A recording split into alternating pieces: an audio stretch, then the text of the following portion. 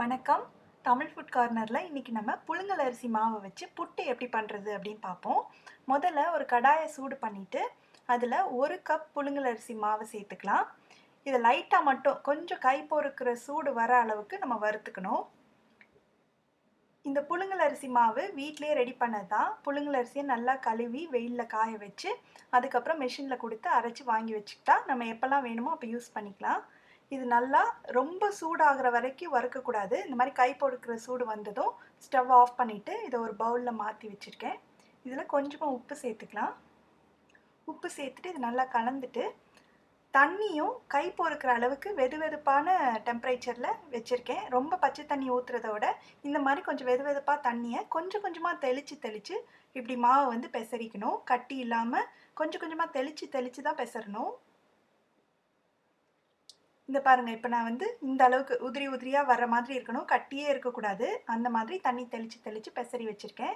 இப்போ ஒரு இட்லி தட்டில் காட்டன் துணியை நனைச்சி விரித்து வச்சுருக்கேன். அதில் வந்து நம்ம பெசரி வச்சுருக்கிற புட்டு மாவை சேர்த்துக்கலாம். இங்கே இட்லி பாத்திரத்தில் தண்ணி கொதிச்சிட்ருக்கு. இந்த இட்லி தட்டை உள்ளே வச்சுட்டு மூடி வச்சு ஒரு 10 நிமிஷம் வெயிட் பண்ணலாம். 10 நிமிஷத்தில் வெந்துடும். திறந்து பார்க்கலாம். புட்டு வெந்துடுச்சான்னு பார்க்குறதுக்கு கொஞ்சமாக மாவு எடுத்து இப்படி நசுக்குனிங்கன்னா இந்த மாதிரி திரி மாதிரி வரும். அதான் கரெக்டான ஸ்டேஜு. இப்போது இது ஒரு பவுலுக்கு மாற்றியாச்சு. இது கொஞ்சம் ஆறட்டும். ஓரளவுக்கு ஆறிடுச்சு. இதில் வந்து நம்ம 1/2 கப் தேங்காய் துருவல் சேர்த்துக்கலாம். சூடாக இருக்கும்போது சேர்த்தோம்னா அந்த சர்க்கரையெல்லாம் சேர்க்கும்போது ரொம்ப ஒரு மாதிரி உருகிட்டு நொசுன்னு ஆயிரும்.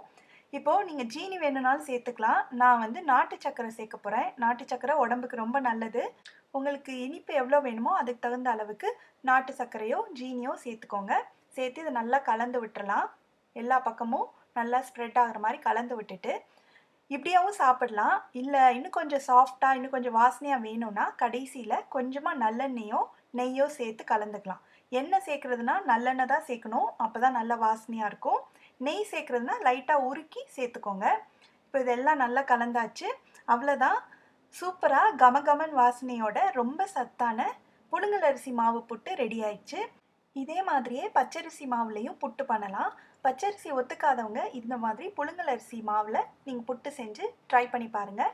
இந்த வீடியோ உங்களுக்கு பிடிச்சிருந்ததுன்னா லைக் பண்ணுங்கள். இதே மாதிரி நிறைய வீடியோஸ் பார்க்கணுன்னா தமிழ் ஃபுட் கார்னருக்கு சப்ஸ்கிரைப் பண்ணுங்கள். நன்றி.